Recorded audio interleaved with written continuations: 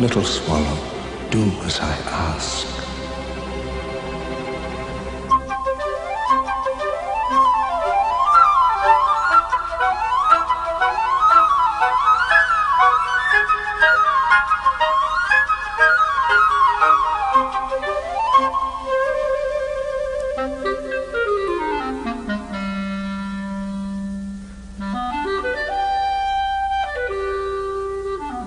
How could I have overlooked such a valuable gift?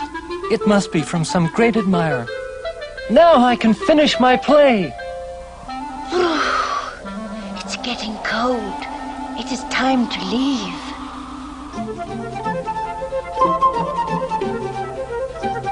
Tonight I fly to Egypt. Goodbye.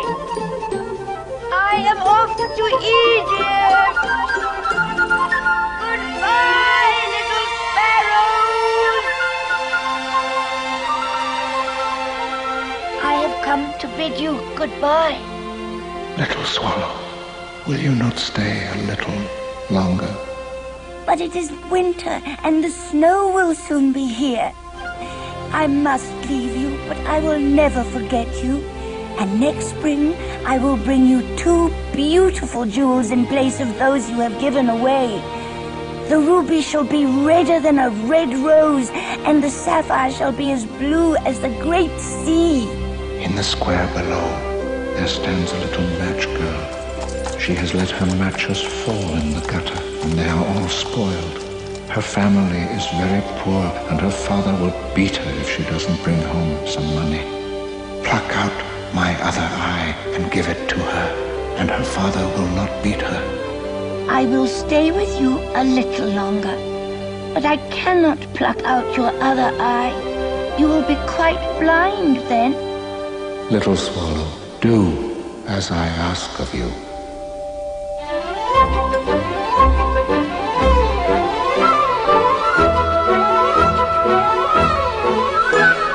Oh, what a beautiful piece of glass. I must show it to my father.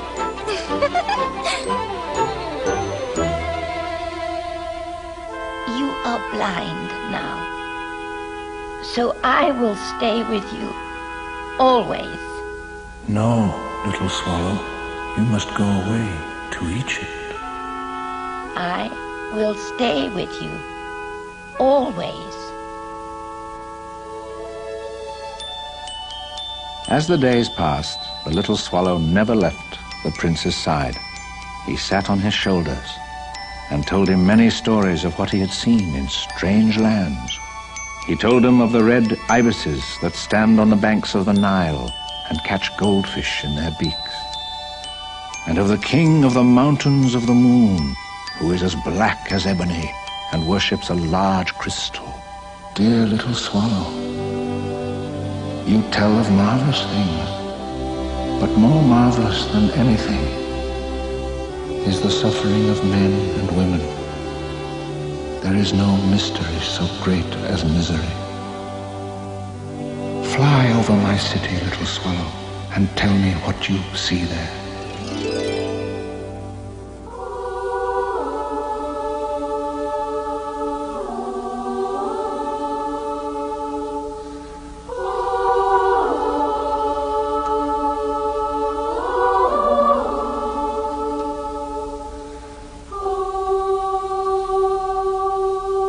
The city streets are sad and dreary.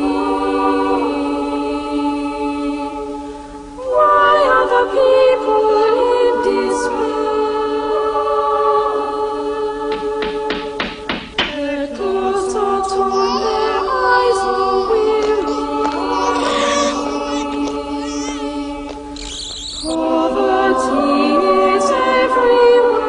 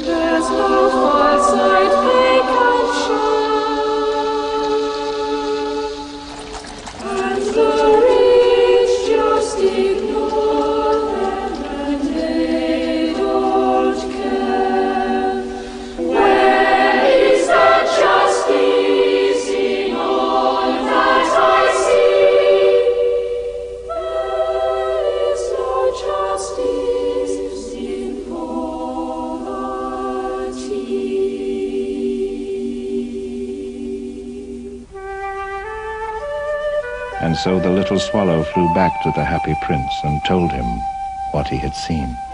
I am covered with fine gold. You must take it off leaf by leaf and give it to my poor. The living always think that gold can make them happy.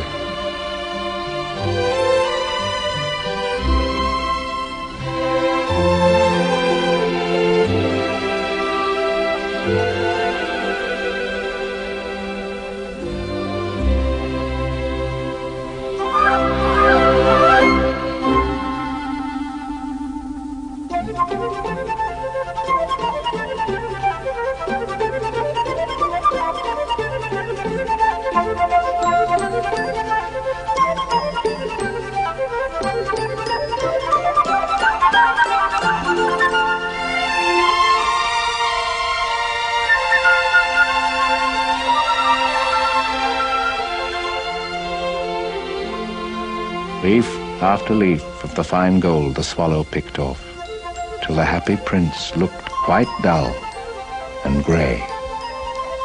Leaf after leaf of the fine gold he brought to the poor. And the children's faces grew rosier, and they laughed and played games in the street. Then the snow came.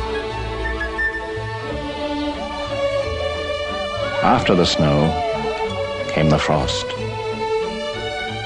and the streets looked as if they were made of silver. They were so bright and glistening.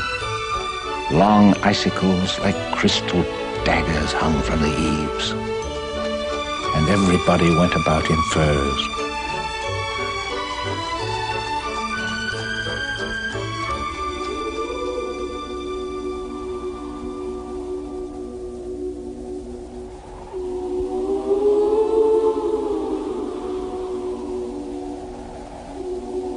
Goodbye, dear Prince. Will you let me kiss your hand? I am glad that you are going to Egypt at last, little swallow. You've stayed here too long, but you must kiss me on the lips, for I love you. It is not to Egypt I am going.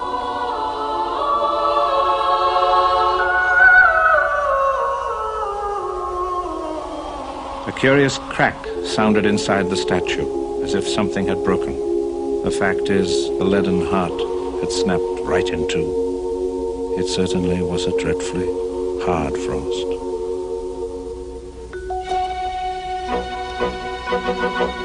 Dear me, how shabby the happy prince looks. Shabby, terrible, dreadful. The ruby has fallen from his sword. His eyes have gone, and he is golden no longer. In fact, he is little better than a beggar. Little better than a beggar. And there is actually a dead bird at his feet. We must issue a proclamation that birds are not allowed to die here. Birds are not allowed to die here. As he is no longer beautiful, he is no longer useful. Our city needs a new statue, and I shall ask for the privilege of designing it. So they pulled down the statue of the happy prince and melted it down in a furnace. The mayor held a meeting of the corporation to decide what was to be done with the metal. I would consider it a privilege to design a new statue. Of course you can. And it shall be a statue of myself.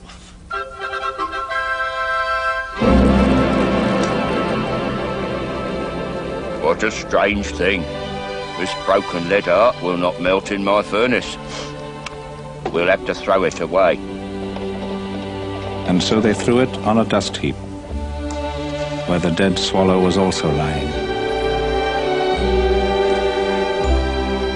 "Bring me the two most precious things in the city," said God to one of his angels. And the angel brought him the leaden heart and the dead bird. You have rightly chosen, said God. For in my garden of paradise this little bird shall sing forevermore. And in my city of gold the happy prince shall praise me.